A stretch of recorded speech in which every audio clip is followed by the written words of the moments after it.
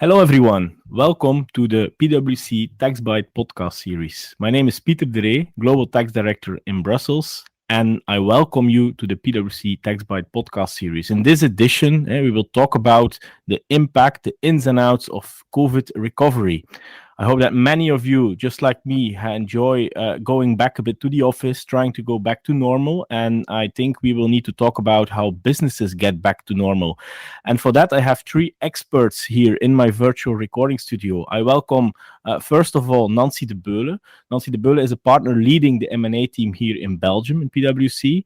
And also Florian, Jacobfeuerborn, and Jurgen, both directors in the M&A team. With these three experts, I think we have the right people in-house to talk a bit about COVID recovery and the impact on Belgian businesses. And yeah, Nancy, welcome to the podcast. And I think I want Thank to you. start with you. My first question. All right. How would you assess the current impact of COVID in Belgium and the M&A market?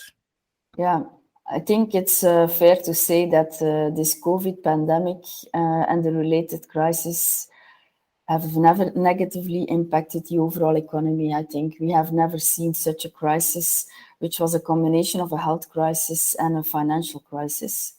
The impact depends a lot on the sector. Some businesses were not impacted at all or are even doing better than before COVID. Others, of course, like in the travel sector, are struggling and are still struggling today. In relation to the M&A market, which temporarily collapsed at the beginning of the crisis, with a lot of deals being on hold or aborted due to the insecurity at that moment in time.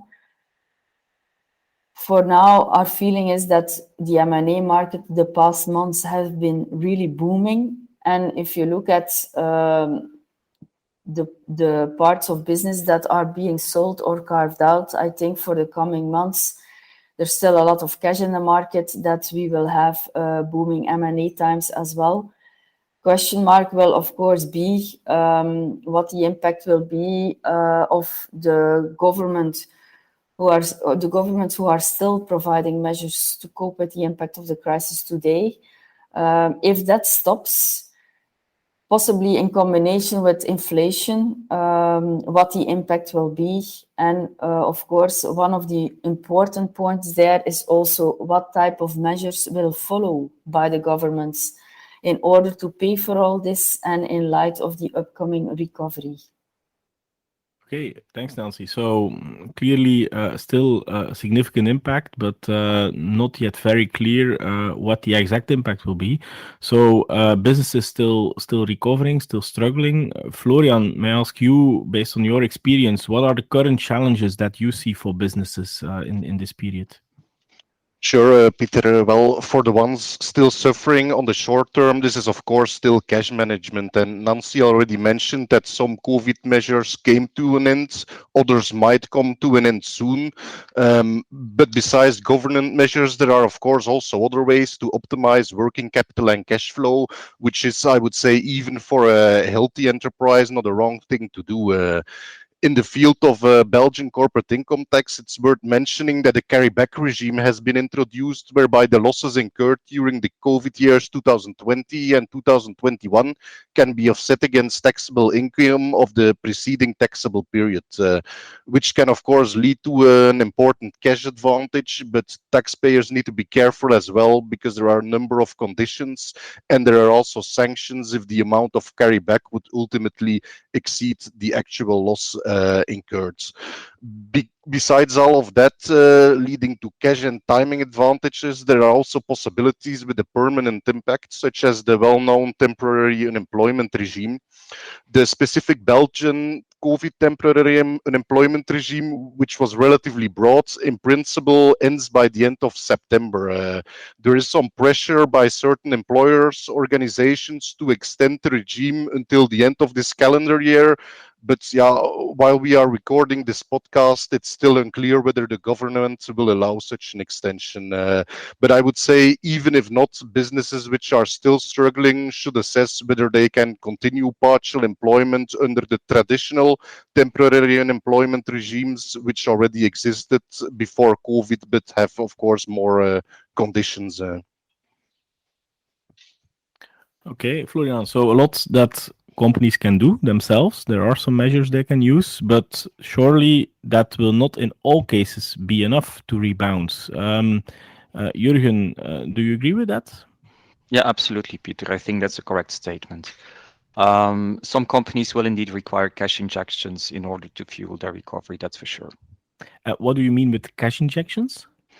Well, cash injections, they come in different shapes and forms, but typically you see capital increases in cash and debt funding as the items that come first to mind. Although I mentioned these in one sentence, it must be said that they have totally different fiscal implications. If you look at capital increases, these are by far the easiest way to inject cash. And even better, there is no tax due on such transactions in Belgium. And also from a timing perspective, things can be done fairly quickly if the shareholder structure of the beneficiary is not too complicated. The bad news is that it is the most expensive form of funding a company. And that's when, in most of the instances, debt funding comes into play. However, looking at this from a tax perspective, taking on further debt may be a different story. Here it will be important to assess the tax deductibility of the interest incurred. And as you know, just like many other countries, Belgium also adopted the 30% EBITDA rule a few years ago. And in COVID times, it will not come as a surprise, but a lot of companies that are looking for recovery will, on the one hand, suffering from a lower EBITDA. And on the other hand, bad news never comes alone. They may also have to go with a higher interest rate given their distressed situation. And as you can imagine, Peter, these opposite forces have a tremendous impact on the deductibility of the interest incurred. Okay, Jurgen, thanks for sharing that. And you mentioned cash injections that make me suspect that there are also non-cash possibilities for businesses. Yeah, absolutely. And that's when things get interesting for, let's say, tax enthusiasts like us.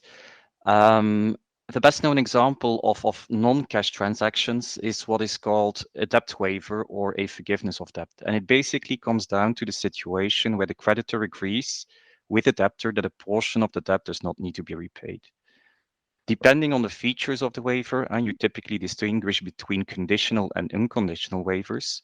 But irrespective of the form that is chosen, such a waiver has immediate effect of increasing the solvency of the debtor.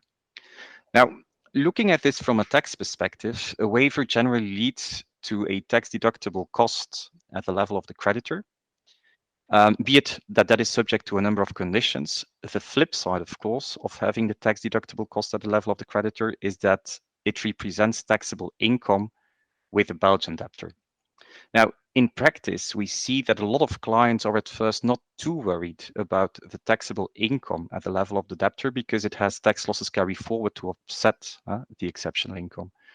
But when you run all the Belgian tax considerations, and in particular the so-called basket rule, clients are often in for a surprise. And yeah, it may even get worse if the tax authorities would treat such a waiver as a net normal or gratuitous advantage received by the debtor. Now, if you allow me, Peter, I would just like to say a few more words on the basket rule, as that is, in my view, the biggest game changer in the discussions compared to what we had and the status of tax law we were in back in the days when we had a financial crisis in 2008. Because according to this basket rule, only 70% of the income exceeding 1 million euro can be offset against tax losses carry forward, which basically comes down to the fact that the portion of the waiver in excess of 1 million will bear a tax cost of 7.5%. And that is a tax cost and needs to be paid with cash available, which is typically short on hand. So it is very painful to say the least.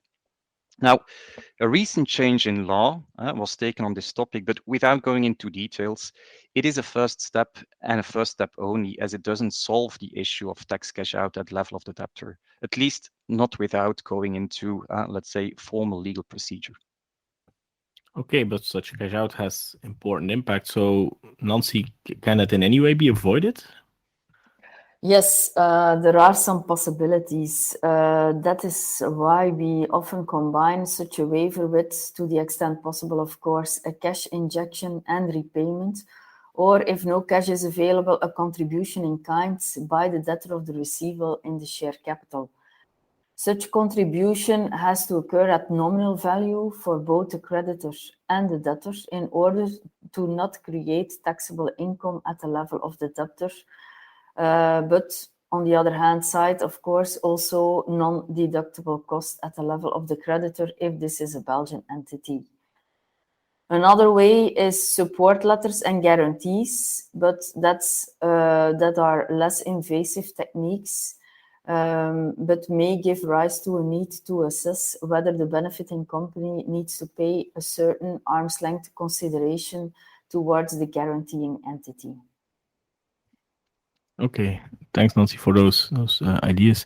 And there's a lot already companies can do, but we also know that the government is looking into other measures to further support the recovery. Although I think, Florian, if I may ask you, nothing is yet carved in stone, but if you take your crystal ball, what do you expect in the weeks and months to come?